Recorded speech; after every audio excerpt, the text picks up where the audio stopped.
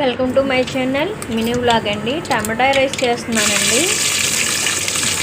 Cooker పెట్టండి. కుక్కర్లో oil వేసి ఆవాలు జీలకర్ర తాలింపు వేస్తున్నారు. అది వేగిన తర్వాత ఉల్లిపాయలు పచ్చిమిరకాయలు వేసిన తర్వాత అవి వేయాక టమాటా ముక్కలు కూడా వేయాలండి. టమాటాలు వేగిన తర్వాత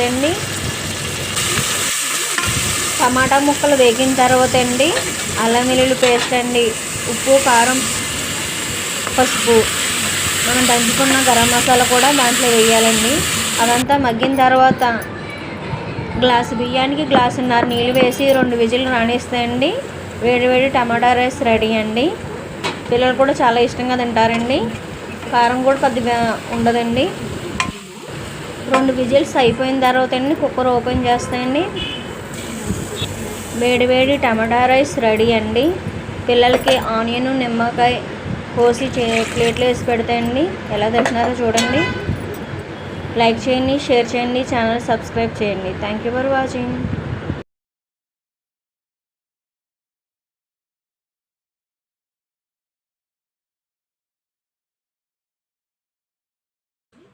మనతో ఆడేసుకుంటున్నాడే మనలో ఎన్ని